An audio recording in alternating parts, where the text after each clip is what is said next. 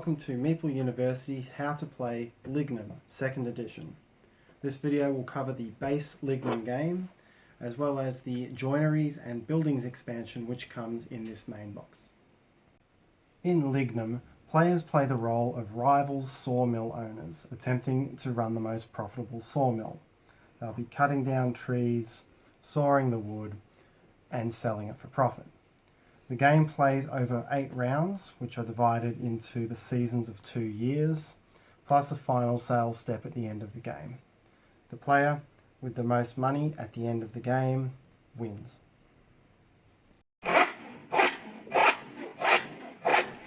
To make a profit in Lignum, there are a number of steps of woodworking that you need to plan for and complete sequentially. So before I go through the mechanics of the game, I'll talk thematically about what all of these steps are so that you know what you're planning for. To start with, you own a sawmill and you have one loyal employee who is skilled in all of the woodworking arts. However, one employee is not enough to make a profit, and so through the seasons you'll need to hire itinerant workers from the local area in order to maximize your throughput. You'll also need to gather or purchase equipment for them. The first step of woodworking is to cut down trees in the forest.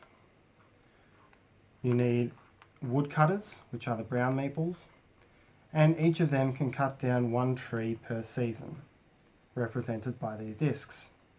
They're cut down and placed over here on your wood pile, which represents them essentially being left in a pile in the forest where they were cut down. The second step is to get the wood down from the top of the mountain to your sawmill, which requires manual labourers known as bearers, represented by the purple meeples. Bearers can haul a log down manually, or if you collect equipment for them, such as rafts, sleds, or an oxen cart, they can bring it down much more efficiently. Logs which have been brought down can be put up for sale directly, or put into the sawmill. Then, using a sawyer, represented by the grey meeple, and saws, this can be cut into milled timber. The milled timber can then also be put up for sale, or it can be stockpiled for heating during winter. Wood can then be sold as is, or it can be left for several seasons to dry, which improves its value. Wood can then be sold directly into the market in exchange for money, or they can be committed into contracts if they are wood of a certain type and certain dryness. Contracts have a longer billing cycle, meaning you'll not get disposable income, but you'll get money and a better amount of money at the end of the game for it. When the harsh winter comes around, the itinerant workers go home to their families, and you're left on your own. You've got only your loyal worker. You need to stockpile food to get yourself through the winter, as well as wood for heating. Players must plan for and balance all of these steps across the 2 years in order to maximize their profit. Now that we've gone through the theme of the game, I'll go through the mechanics. I won't go through the full details of setup, but I will highlight the winter cards. There are a series of winter cards. The players choose a Year 1 winter and a Year 2 winter, and this lays out the amount of food and the amount of heating wood required to survive the winter. Players need to be planning to have sufficient stockpiles. The center of the board represents the 6 different wood cutting areas, and at the start of a round there will be some wood and food left in these areas from previous rounds. To start each round, place new wood and food into these areas by drawing placement cards equal to the number of players in the game minus 1. All of the setup here is for a 4-player game. And then place discs on the board based on what's shown. There are 3 different types of wood in the game. Firewood, represented by the light disc, softwood, represented by the brown disc, and hardwood, represented by the black disc. Hardwood is the most valuable but the hardest to work with and the scarcest, while firewood is the least valuable but the easiest to work with and the most common. Place discs on the board as shown. So in this case, region 2 takes a softwood disc, region 3 a hardwood, region 4 2 firewood. Follow that through for all, and then place food on the 2 regions shown at the bottom, in this case 5 and 6. Follow that through for all cards. Discard the placement cards. And if there are any regions which have no wood in them at all, add 1 firewood disc to that region. Next, each player chooses which cutting area they want to go into this round. Each player has 6 tokens like this, with their colour on one side and the 6 different cutting regions shown on the other. The players look at their tokens and secretly choose which one they want to use this round. All players choose simultaneously and then reveal. Players place their tokens into the regions they've selected. At this point, if a player is alone in a region with food cubes on the ground, that player takes all of those food cubes into his or her sawmill and puts it in the supply.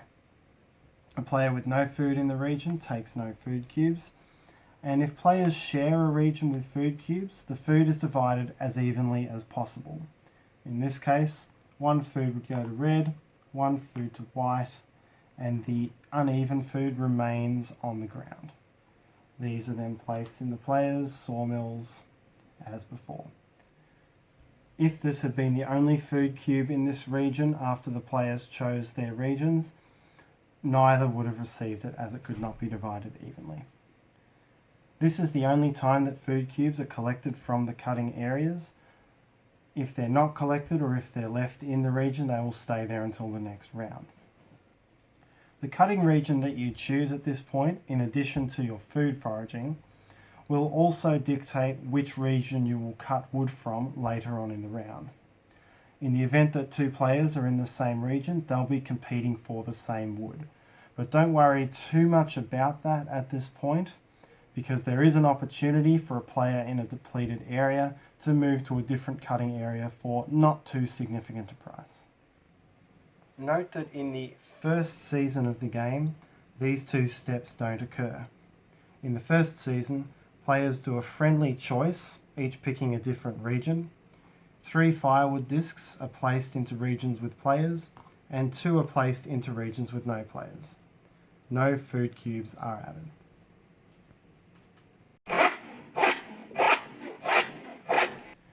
The next step is players make their way around the supply path, collecting equipment and hiring workers, as well as performing a few other actions. At the start of each round, 13 tokens are placed on the single slot spaces around the supply path, representing all the various pieces of equipment in the game.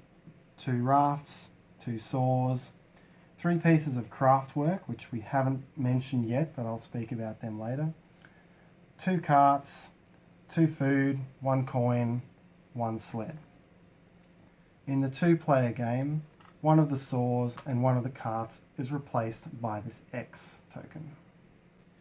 There are 3 spaces to hire workers: bearers, woodcutters and sawyers, and there are 4 other special places: a place to buy fodder, a place to plan work, a place to take tasks, and the market. Movement along the supply path takes place in the player order shown here.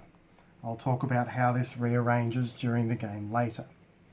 On a player's turn, that player may move forward as many steps as desired and perform the action at the location at which he or she finishes. This could be moving 1 step forward, it could be moving halfway along the track. It depends what that player's priorities are at the time. The only restrictions are that a player cannot stay in the same place that he or she was in on the previous turn, cannot go to a space where there is no longer an action to complete or where the player is not capable of completing the action, and cannot go backwards. If a player lands on a space with an equipment or craftwork token, the player takes that token and places it into his or her supply. The only restriction to this is a player may not have more than 4 saws at any given time. If the player goes to a space with a food token, the food token is cashed in for a food cube which is placed in the player's supply. Similarly, if a player goes to the coin token, the player takes a coin from the bank and places it in his or her supply. When a player moves to this location, he or she may hire bearers for this season at a cost of 1 coin per bearer. Take the bearers, place them in the player's worker area, and pay the money. The number of total bearers in the game depends on the number of players and is listed here. Note that bearers are represented by a purple meeple due to a production error. The icon for a bearer is a green meeple holding a log. Up to 4 players can occupy this location at once. This location works the same way as the bearers except for woodcutters. Hire woodcutters for this season at a cost of 1 coin per woodcutter and place them in your worker area. 4 players may occupy this space and the number of woodcutters in the game is depicted on the board. The location for hiring sawyers works differently. For each player in the game, there is 1 sawyer who can be hired for free, and the player may only hire 1 of these upon visiting. So, red player could take this meeple without paying a cost. There is also 1 additional meeple available for hire costing 1 coin. That meeple may only be claimed by 1 player in the round. So red player could take this by paying a coin. That would give the player 2 sawyers for sawing in this season. This region here allows players to buy fodder. Fodder is used to feed the ox which drives this cart, which is used by bearers to haul wood more effectively. To buy fodder, player pays 1 coin, takes 1 of the fodder tokens and places it in the 3 space in the player's fodder storage. If the player already has fodder in the 3 space, the player may not take this action. The number of fodder tokens placed on the board at the start of each round depends on the number of players and is depicted here, and a player may only buy 1 fodder per round. 2 players may occupy this location. The planned work location will make more sense once I've gone through some of the other mechanics in the game, so I'm not going to talk about that now. Moving to this location allows the player to buy a task from the 4 face-up tasks on the board. Pay $1 to the bank and take the desired task card. The task does not immediately replenish, but at the end of the round it will replenish back up to 4. The task is placed face up in the player's area so that all other players can see the active tasks. A player may only buy 1 task per turn, and there is space for all 4 players at this location. To complete a task, a player must have the specific types of wood shown on the task, which ranges between 2 and 4. Both the grade must match and the specific level of dryness shown on the card. Once a player has completed the task, the player does not receive the money for that task until the very end of the game. So as long as the player has enough cash flow, that is cash in hand, in order to hire workers and buy equipment as required, they can spare this wood for the task. The benefit of the task is that the money received for it is substantially better than for selling these pieces of wood individually. And across all of the task cards, you get roughly $3 to $4 more per piece of wood on the task. The final special location is the market, where players can buy and sell equipment, as shown here, as many times as desired and in any order desired. The 2 items which may be purchased are saws and food, each of which costs $1 for each. Remember again that you are limited to no more than 4 saws in your supply at once. The other thing players can do in order to earn money is to sell craftwork tokens. There are 4 different types of craftwork in the game: roof shingles, reeds, planks, and stakes.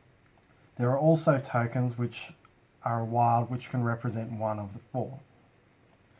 You can sell sets of craftwork to the market in exchange for money at a rate of any pair of like craftwork items will earn you $2, any 3 of a kind will earn you $4, and 4 of a kind would earn you $6.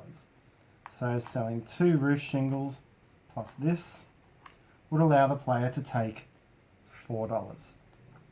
This is one of the 2 ways to use craftwork in the game.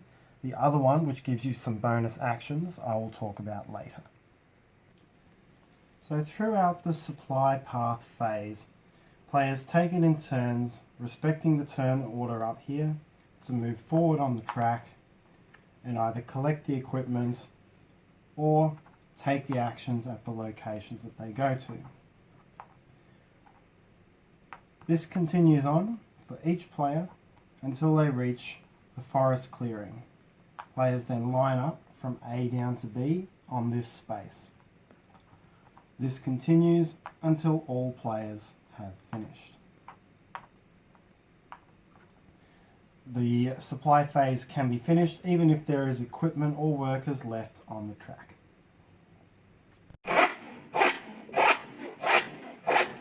Once everyone has reached the forest clearing and finished the supply path phase, the game moves to the woodworking phase, which is followed by this track up here, or in winter by this track here.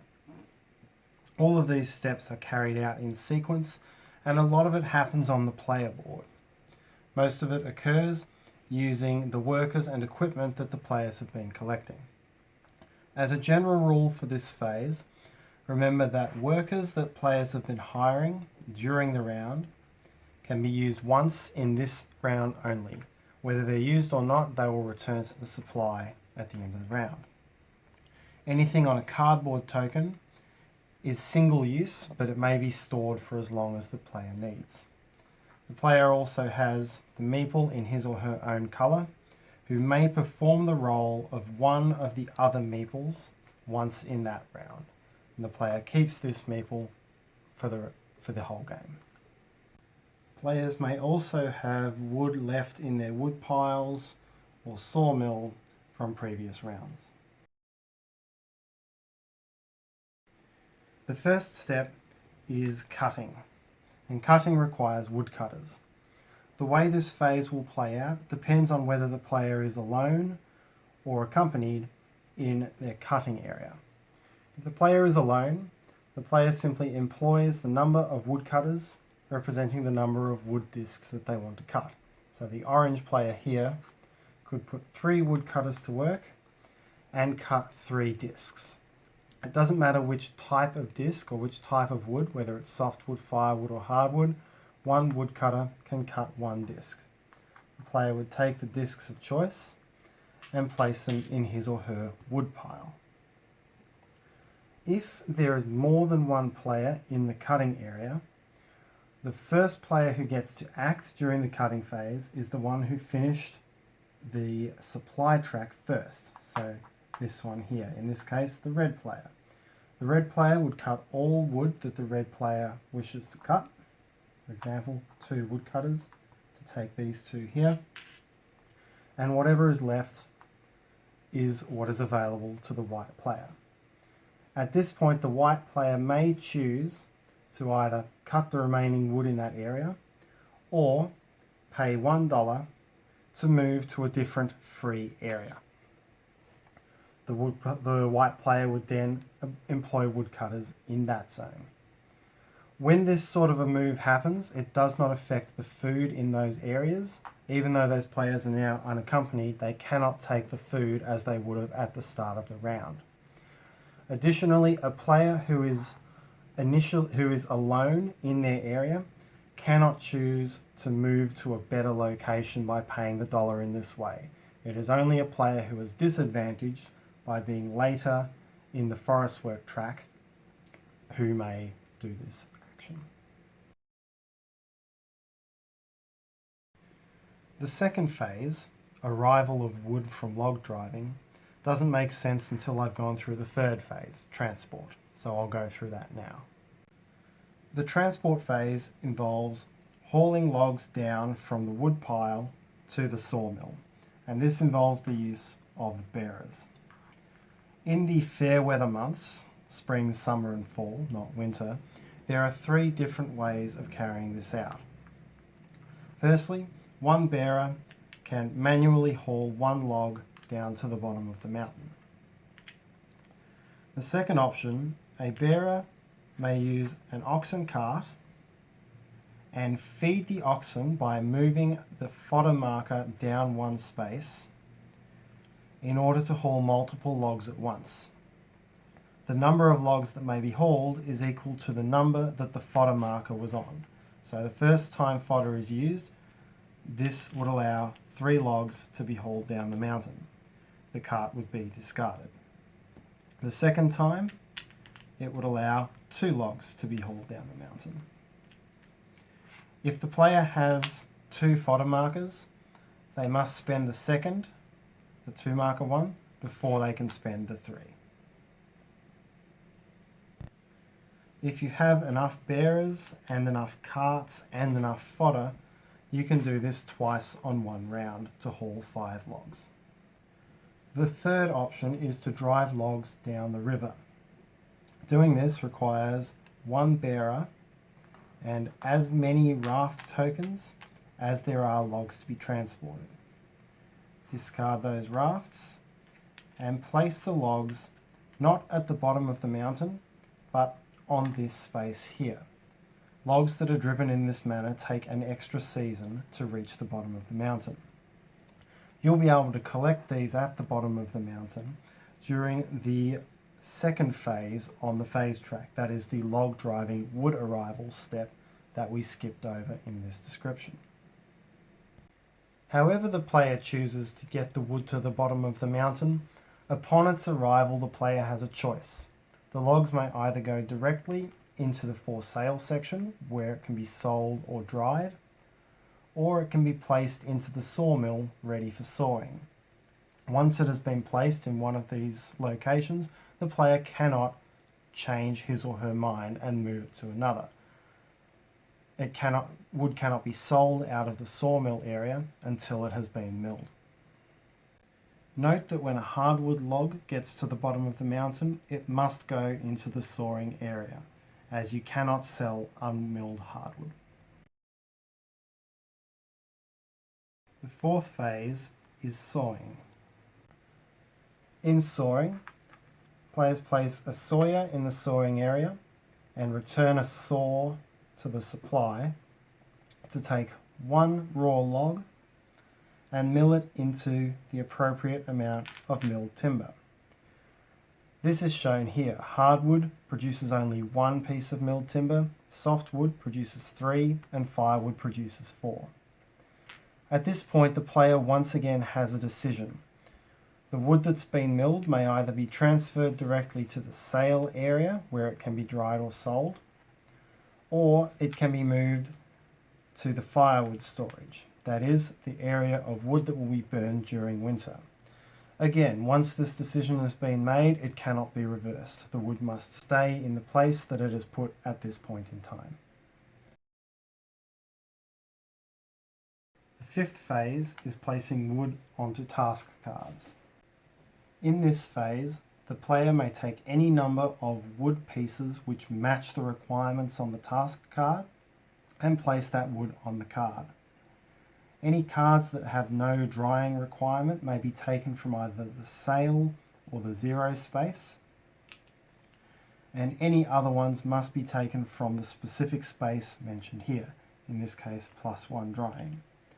A player cannot put over-dried wood onto a task. The player can put as many items on the task card or various task cards that they hold in one turn and do not need to complete the entire task at once. The sixth phase is sale. In the sale phase, the player may sell any or all pieces of wood from the sale and drying areas. The price fetched for each type of wood is shown here, and it depends on both the quality of wood and whether or not it has been milled. Note that unmilled hardwood cannot be sold.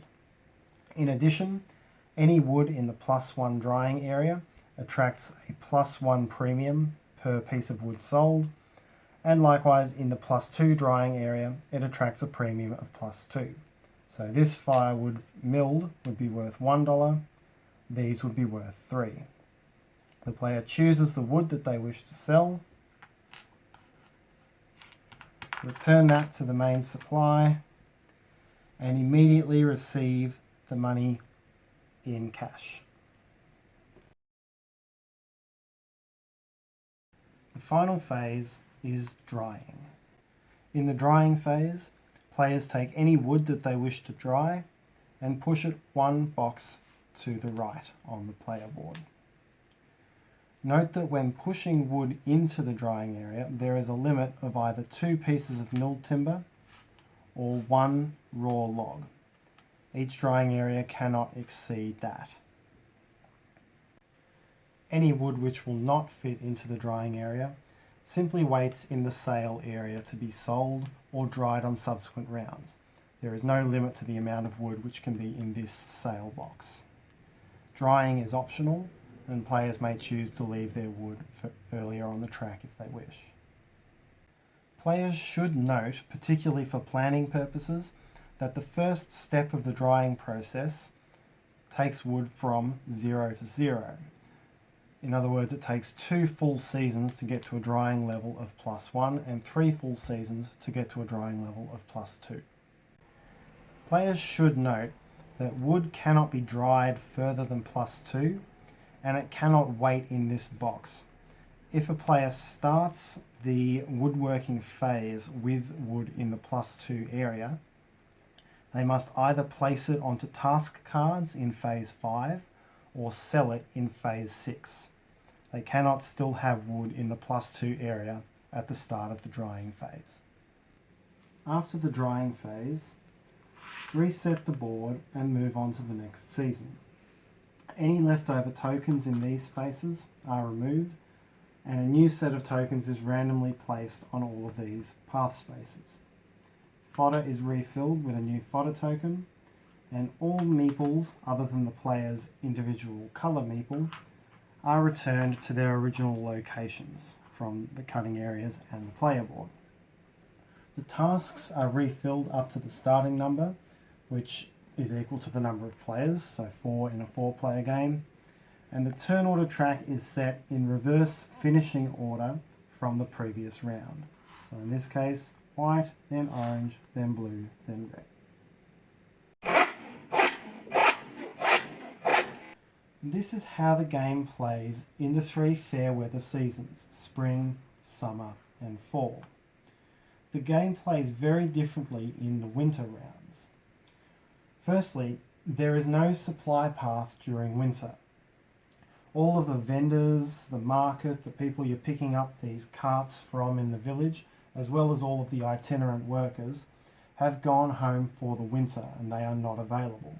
So you need to rely on just your coloured mill worker and anything that you've stockpiled in previous rounds. Next, the winter phase begins by each player taking 1 wood disc of any type and placing it on his or her wood pile. This is often a good way for players to get hardwood, which is quite scarce otherwise in the game, but a player can take any type of wood that he or she wishes. Players will then go through the cutting, transport and sawing stages as they would in the fair weather months, but they will only have access to their loyal meeple to do the job, as well as some bonus mill workers which I'll talk about later.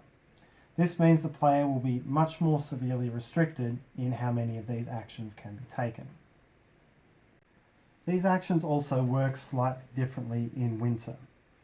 With the cutting action, There are no cutting areas in winter. The cutting area bidding phase doesn't occur.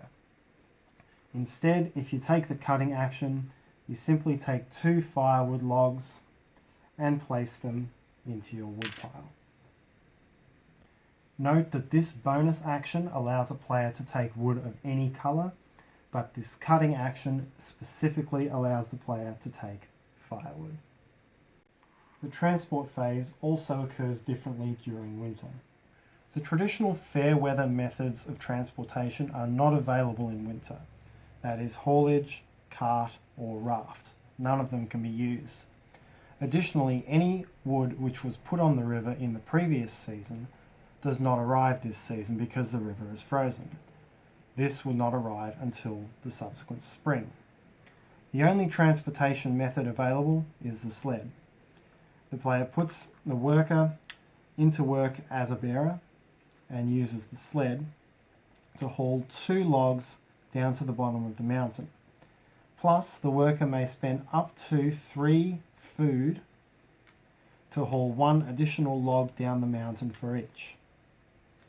The player must make sure that he or she still has enough food to meet the food requirements for the winter. As for normal transportation, once the wood reaches the bottom of the mountain, the player decides whether to put it in the sawmill or up for sale.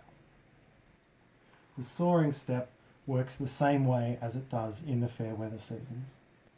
The player must just remember to have saws left over from fall, as there is no other way of acquiring saws in winter.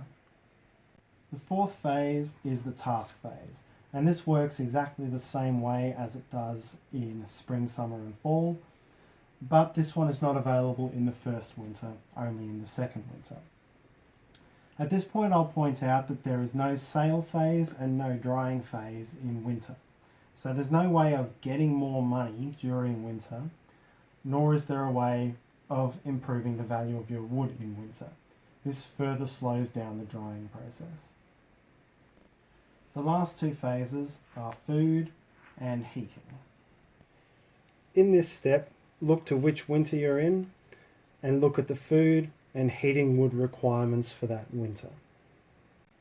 Then discard that amount of food from your food storage and that amount of milled timber from your firewood storage. Note that you can use any type of wood as heating wood, but you will usually want to use the firewood as it is the lowest value. At the end, any food which is in excess is also discarded, as it will not keep until the following year. But any firewood that you have stored in excess, you can keep until the next winter. If a player is short on food or short on heating wood, the player has to make up the excess by buying extra food or extra wood for $3 a piece. This food is very difficult to get during the harsh winter, hence the high cost. Players cannot delve into their sale area to get the extra firewood they need for heating. If the player is short on food or wood and does not have $3 to make up the excess, the player must take out a loan. The loan allows the player to immediately get $4, which the player will then spend to buy the extra food. But in order to pay back this loan, either during the game or at the very end of the game, the player will have to spend $7. If the player needs a second loan during the game, this card is flipped over, the player receives another $4, but the player loses $16 instead of $7 at the end of the game. A player may not take out more than 2 loans in a game, and if it comes to winter and the player has taken out all loans and is still short on food or firewood, that player gets a special selling phase where they may sell any wood from their sale area or even the sawing or heating areas at market value in order to get enough money to make up the shortfall. Note that loans are not just for shortfalls in winter, and you can take a loan out at any point in time on your turn if you need the money to perform actions. But remember that you cannot have more than 2 loans taken out at any point in time. After everyone has met their food and heating requirements, the winter ends. At the end of the first year, it moves to the second spring, and the spring round is set up in the same way as all the first year seasons. After the second winter, there is a final sale phase followed by the end of the game.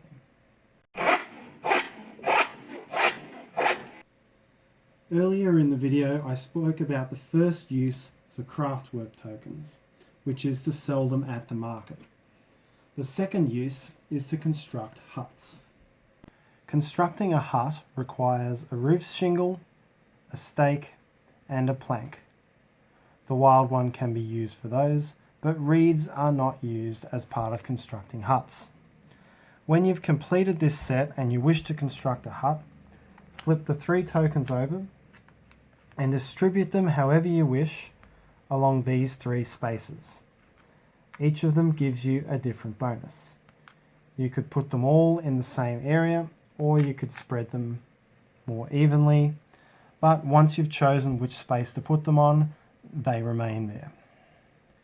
To use one of these bonuses, discard that hut token out of the game. Each of them is a one-time bonus. The first hut bonus is drying. To use this, discard that token at any point in time on your turn to move 1 piece of wood 1 space to the right on the drying track, even if it exceeds the capacity of that space. Thematically, this can be considered as having constructed an extra hut to give you extra drying area in your mill. And in subsequent turns, this entire group of 3 will all move to the right, still exceeding this capacity. The second hut bonus is to take food from a free cutting area. To do this, discard the hut token, find any cutting area that does not have a foreman token on it, and take the food from it and put it in your food storage. This can only be done on your turn, and turn order in this case may be important if multiple players want to take that bonus. This can be done while you're on the supply path, or at any point during the woodworking phase. The third hut bonus is to discard a hut to get a one-time use extra mill worker who can be put to work in any of the 3 professions: woodcutting, bearing, or sawing. This is the only way to get extra mill workers and extra actions in winter, and so it can be a good idea to hold some of these back for the winter seasons.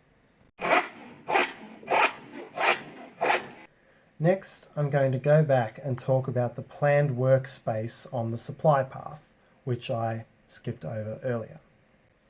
At the start of the game, a number of planned work cards equal to the number of players plus 2 is dealt out next to the board from the pack of 10.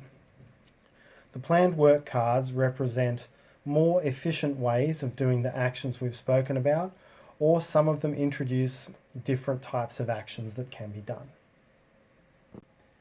Doing planned work involves picking one of these actions and picking a future season in which the player intends to perform that action.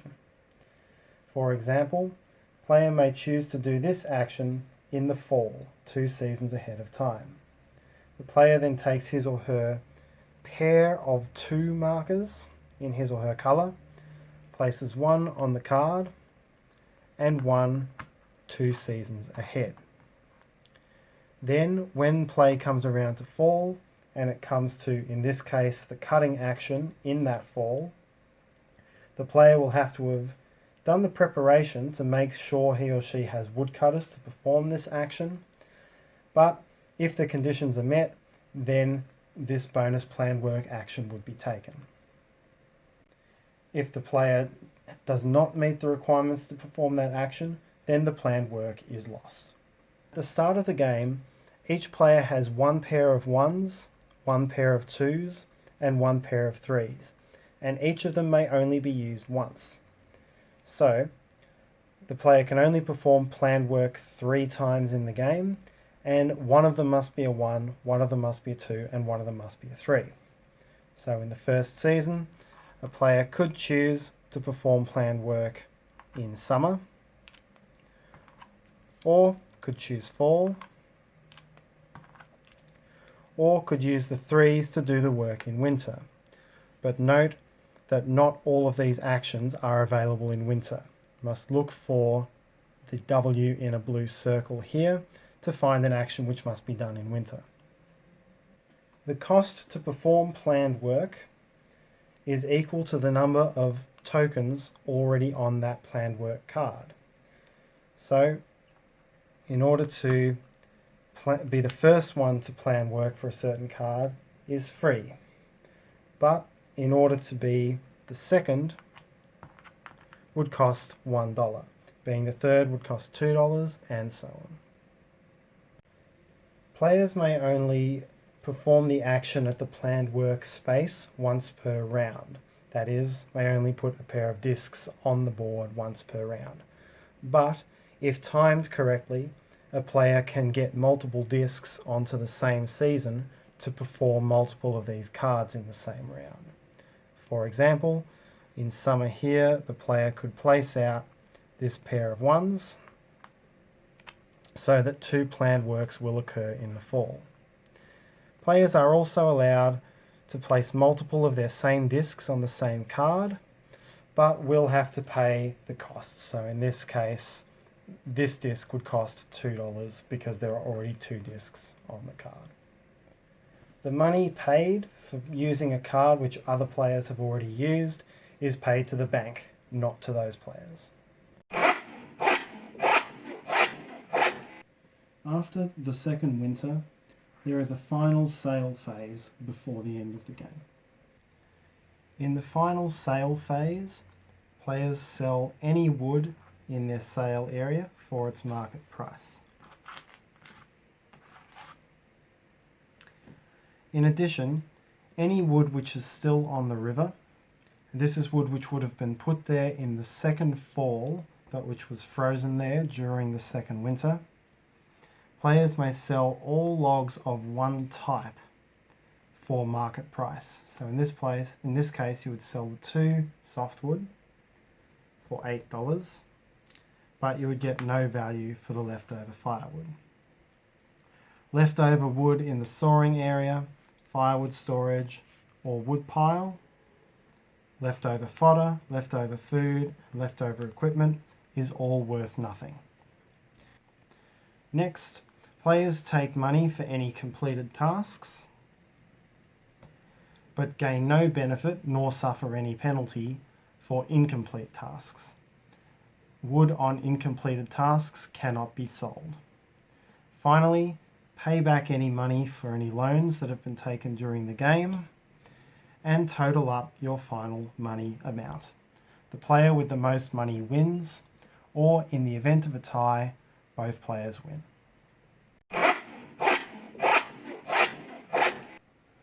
Planning is critical to success in Lignum.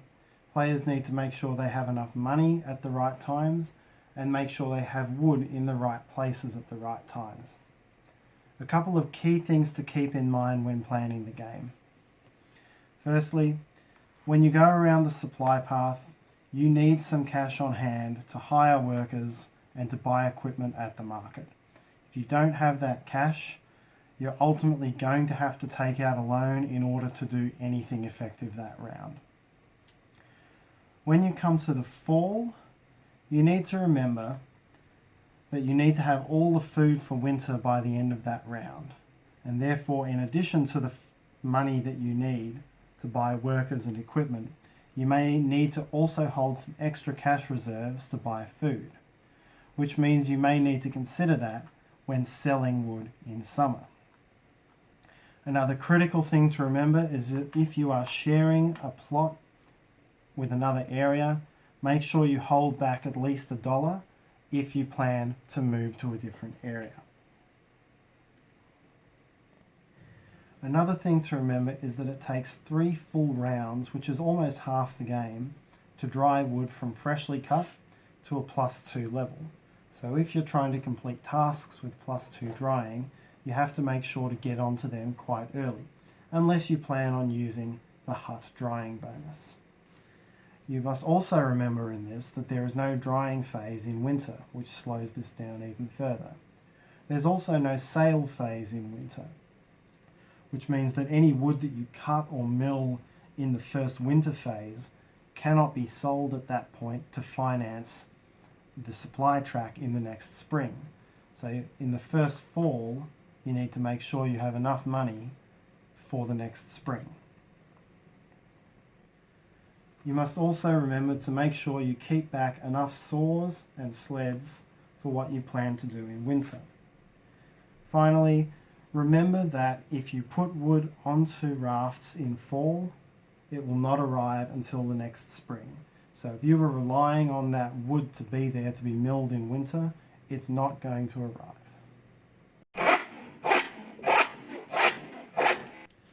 Next, I'll talk about the Joinery and Buildings expansion to the game. To play this version of the game, flip the board over to the side which features the joiner and building spaces, and add the player board extension to each player's player board. This version of the game adds 2 extra actions, the joinery and the buildings. In the buildings part of the expansion, a number of building tiles, depending on the number of players, is placed out beside the board at the start of the game. When the player goes to the buildings action space on the supply path, the player may choose from any of these building tiles, take one, and place it on one of the 2 available building spaces on the extension to his or her player board. This comes with a bonus which makes one of the other actions in the game slightly more powerful. A player may only get 1 building per visit to this space and may only have 2 buildings for the entire game. The joinery part of the expansion introduces a new type of meeple, the joiner, who is represented by this yellow meeple. The joiner, unlike the other workers, is not itinerant. He becomes a permanent employee when you hire him. There is only 1 joiner placed on the board in each round, and so the first player to get to that location hires the joiner. The joiner is placed in one of the 3 spaces in that player's joinery on the board expansion. So a player may have up to 3 joiners in the game. At the start of every spring, summer or fall season, a player with joiners will earn an income of $1 for every joiner in his or her employ. However, the joiners will also hang around during winter, and so the player's food requirement in winter increases by 1 cube for each joiner in his or her employ. With the joinery expansion, players have an additional option during the task phase. During the task phase, a player may assign 1 or more pieces of wood of dryness +1 to the joinery. There may only be 1 type of each wood in the joinery, so if it was set up like this, the 3rd wood would have to be a +1 dryness hardwood, not softwood or firewood. Players may also assign wood to the joinery with no joiner there, but will not get any bonus for this unless a joiner is later placed there. At the end of the game, players may sell wood from the joinery for a price equal to the undried price of that wood plus $3. This may only occur for wood with a joiner assigned. Any wood with no joiner assigned cannot be sold.